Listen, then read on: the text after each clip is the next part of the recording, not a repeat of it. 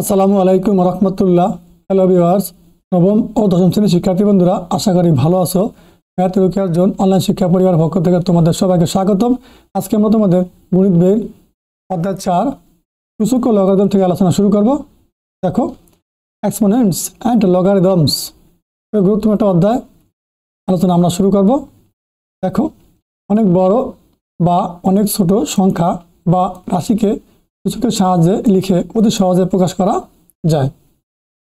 সংখ্যা অনেক বড় হোক অথবা ছোট হোক, কোনো সমস্যা নেই, এই রাশিটাকে সাহায্যে লিখে প্রকাশ করা যায়।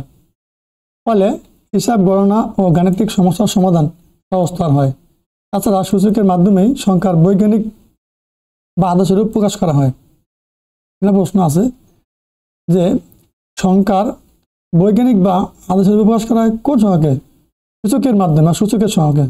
সূচকের সংখ্যাকে কি বৈজ্ঞানিক আদর্শের রূপে প্রকাশ করা যায়। তাই প্রত্যেক শিক্ষার্থীর সূচকের ধারণা ও এর প্রয়োগ সম্পর্কে জ্ঞান থাকা আবশ্যক। সূচক থেকেই লগারিদমের সৃষ্টি। প্রশ্ন আসতে পারে, লগারিদম থেকে সূচক সৃষ্টি না সূচক থেকে লগারিদম সৃষ্টি? খেয়াল রাখতে হবে যে সূচক থেকেই লগারিদমের সৃষ্টি। এগুলো কিন্তু এমসিকিউ আসবে, সঙ্গত প্রশ্ন আসবে, তোমার এগুলো ভালো করতে হবে। প্রশ্ন আসবে, সূচক থেকেই লগারিদমের সৃষ্টি জানতে হবে। লগারিদমের সাহায্যে সংখ্যার বা রাশির গুণ, ভাগ, সূচক সম্পর্কিত গণনার কাজ সহজ হয়েছে। ক্যালকুলেটর ও কম্পিউটার এর ব্যবহার পূর্ব পর্যন্ত বৈজ্ঞানিক হিসাব গণনায় লগারিদমের ব্যবহার ছিল একমাত্র উপায়। এখন এগুলোর বিকল্প হিসেবে লগারিদমের ব্যবহার গুরুত্বপূর্ণ। এই অধ্যায়ে সূচক ও লগারিদমের সম্পর্কে বিস্তারিত আলোচনা করা হয়েছে। এই অধ্যায়ের শিক্ষার্থীরা কি কি শিখবে একবার চোখ বলে দেখে নিবা। প্রথমে আমরা শিখব সূচক। দেখো, সূচক কি? Exponents or indicates. আমরা ষষ্ঠ শ্রেণীতে সূচকের ধারণা পেয়েছি। সপ্তম শ্রেণীতে গুণের ও ভাগের সূচক নিয়ে সম্পর্ক জেনেছি। সূচক ও ভিত্তি সংবলিত রাশিকে সূচকের রাশি বলে, এটা মুখস্থ করবা। সূচকের রাশি কাকে বলে? এক মার্কে আসবে অথবা এমসিকিউতে আসবে।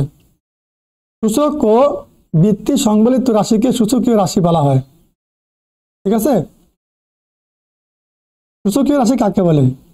সূচক ও ভিত্তি সংবলিত রাশিকে সূচকীয় রাশি বলা হয়। লাগবে, আমরা একটা কাজ আছে এখন দেখে নিব। নিচের সারণীতে খালি ঘরগুলো পূরণ করো। দেখো, একই সংখ্যা বা রাশির ক্রমিক গুণ। এখানে এই যে একটা, দুইটা, তিনটা দুই আছে, দুই আছে, তিনটা দুই। আমরা এটাকে সূচকের রাশির মধ্যে প্রকাশ করবো। দেখো, যে দুই তিনটা আছে, তিনটা দুই মিলে একটা দুই লিখবো। ঠিক আছে? সূচকের নিয়ম অনুযায়ী গুণের বেলায় পাওয়ার যোগ হবে। দেখো, সূচকের নিয়ম অনুযায়ী আমরা ভিত্তির 3 মিলে একটা লিখলাম। এখন দেখো, দুইয়ের পাশে কিছু নাই মানে এক আছে, এনেও কিছু নাই মানে এক আছে, এনেও কিছু নাই মানে এক আছে। এই যে পাওয়ার আছে উপরে এক এক করে যোগ করে কত আসবে? 3। দেখো, যে 3টা 2 একসাথে গুণ করলে এটা সূচকীয় রাশির আকারে প্রকাশ করলে কি হবে? 2 টু দ্য পাওয়ার 3। আমি আবার বলছি, 2 টু দ্য পাওয়ার 3। 2 আসলে কেমনে? 2 হচ্ছে 3টে মিলে একটা হচ্ছে ভিত্তি, আর সূচকীয় নিয়ম অনুযায়ী গুণের বেলা পাওয়ার যোগ হবে। এটা 2 এর পাওয়ার 1, এনে 2 এর পাওয়ার 1, এনে 2 এর পাওয়ার 1। এই যে এখানে 1, এখানে 1, এখানে 1 যোগ করলে 3। ঠিক আছে? তাহলে এখানে ভিত্তি কত? এই ভিত্তি হচ্ছে 2। আমার ঘাত বা সূচক কত? এই 3। এই যে ঘাত বা সূচক হচ্ছে কত? উপরে 3। ঠিক আছে? এখন দেখো, এখানে 3, একটা, দুইটা, তিনটা, 4টা 3 আছে। তাহলে এখানে হবে কি? প্রথমে লাগবে তোমরা কি? 3। ঠিক আছে? ভিত্তি পাইলাম 3। এখন দেখো, এখানে পাওয়ার 1, এখানে পাওয়ার 1, এখানে পাওয়ার 1, এখানে পাওয়ার 1 যোগ করে দেবো 4। এখানে লাগবে কি? 3 টু দ্য পাওয়ার 4। ঠিক আছে? এটা 3 টু দ্য পাওয়ার 4 লিখছি, খেয়াল রাখবো। তাহলে এখানে ভিত্তি কত? এই যে ভিত্তি এই 3, এই 3 হচ্ছে কি ভিত্তি। তারপরে তাহলে এখানে কি হইব? এই ঘাত বা সূচক কত হইব? 4 হবে। ঘাত বা সূচক কত হইব? 4। ঠিক আছে?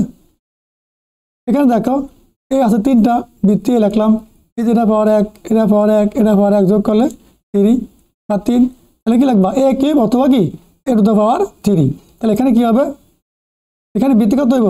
ভিত্তি হবে এ, ভিত্তি এ। ঠিক আছে? আর ঘাত বা সূচক কত হইব? ঘাত বা সূচক হইব 3। হয়েছে? আবার দেখো, এখানে বি একটা, এখানে একটা, এখানে একটা, কটা বি তাহলে মোট 5টা বি আছে। এখানে কি লাগবা, বি লাগবা ভিত্তি, আর বির পাওয়ার কত হইব, এখানে 1 1 1 কত 3 4 5, এ লাগবে কত বি টু দ্য পাওয়ার, ঠিক আছে, বি টু দ্য পাওয়ার 5। তাহলে এখানে ভিত্তি কত হইব, ভিত্তি হবে বি, ঠিক আছে। আর এই পাওয়ার কত হলো, পাওয়ার 5 হবে জায়গায়, একে বলে ঘাত বা সূচক, ঠিক আছে। তাহলে আমরা এই কাজটা এখন শিখে নিলাম। যে কোনো বাস্তব সংখ্যা এবং n যে কোনো ধনাত্মক পূর্ণ সংখ্যা হলে n সংখ্যক এর ক্রমিক গুণ হলো a to the power n। যে কোনো বাস্তব সংখ্যা আর n যে কোনো ধনাত্মক পূর্ণ সংখ্যা হলে n সংখ্যক এর ক্রমিক গুণ হলো a to the power n। দেখো এটা পড়বা কি হবে, যে এর উপর n মানে কি a to the power n, অর্থাৎ a গুণ a ডট ডট গুণ a, n সংখ্যক বার a, তাহলে কি হবে লেখা যাবে n সংখ্যক বার, n সংখ্যক বার যদি গুণাকার থাকে তখন লেখা যাবে a to the power n। এখানে n হলো সূচক বা ঘাত, n নাকি সূচক বা ঘাত, এবং এ হলো ভিত্তি। এই যে আমরা এই চারটা আলোচনা করলাম, কেন লেখছি জায়গায়। আবার বিপরীত ক্রমে a to the power n Bangla লেখা যাবে কি a গুণ ডট ডট a গুণ a, n সংখ্যক বার a গুণ আকারে লেখা যাবে। সূচক শুধু ধনাত্মক পূর্ণ সংখ্যা নয়, কিন্তু পূর্ণ সংখ্যা বা ধনাত্মক ভগ্নাংশ বা ঋণাত্মক ভগ্নাংশ হতে পারে, খেয়াল রাখো। সূচক শুধু ধনাত্মক পূর্ণ সংখ্যা তা নয়, এটা ধনাত্মক ভগ্নাংশ সংখ্যা, পূর্ণ সংখ্যা, ঋণাত্মক সংখ্যা হতে পারে। অর্থাৎ ভিত্তি এটা পারবা a belongs to r, a belongs to কি r, এই যে বাস্তব সংখ্যার সেট, রিয়েল নাম্বার যেটাকে বলে আমরা। আর কি প্রথম অধ্যায় পড়ছো, আমি পড়াইছি। আর দ্বারা কি বোঝায়, আর দ্বারা বোঝায় রিয়েল নাম্বার, বাংলায় বলে বাস্তব সংখ্যা, ঠিক আছে। বাস্তব সংখ্যার সেটকে কি দ্বারা প্রকাশ করে, প্রশ্ন আসে এমসিকিউতে, বাস্তব সংখ্যার সেটকে আর দ্বারা প্রকাশ করে, ঠিক আছে। এবং সূচক n বিলংস টু কিউ, এটা বলে এর মতো, এটা বলে belongs to, n belongs to Q. আর এই কিউকে কি মূল সংখ্যার সেটকে কিউ দ্বারা প্রকাশ করা হয়, মূলত সংখ্যার সেটকে কি দ্বারা প্রকাশ করা হয়, কিউ দ্বারা প্রকাশ করা হয়, পরীক্ষা আসে। এর জন্য এটা তো n সংজ্ঞায়িত। বিশেষ ক্ষেত্রে n belongs to n, n belongs to n, এই যে বড়তর n স্বাভাবিক সংখ্যার সেট, ইংলিশে বলে ন্যাচারাল নাম্বার, ঠিক আছে।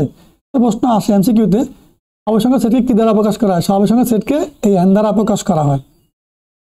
তাছাড়া অমূলদ সূচকও হতে পারে, মানে অমূলদ সংখ্যা হলে কি এবারে সূচক আছে, তারপর সেটা মাধ্যমিক স্তরে পাঠ্যসূচি বহির্ভূত বলে এখানে আর আলোচনা করা উপরে ক্লাসে আছে, ইন্টারমিডিয়েটে আছে, যারা সায়েন্সে পড়বা। সূচকীয় সূত্রাবলী, ইন্ডেক্স লস, ধরি a বিলংস টু r বাস্তব সংখ্যার সেট এবং m, n belongs to n স্বাভাবিক সংখ্যার সেট।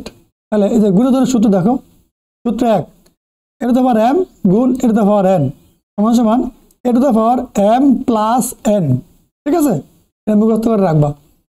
সূত্র 2, a to the power m ভাগ a to the power n সমান সমান সেকেন্ড ব্র্যাকেটের ভিতরে a to the power m minus n কখন হবে, যখন m greater than equal n, m এর মানটা n থেকে n এর সমান হবে অথবা n থেকে বড় হবে, তখন কি a to the power m minus n, ঠিক আছে।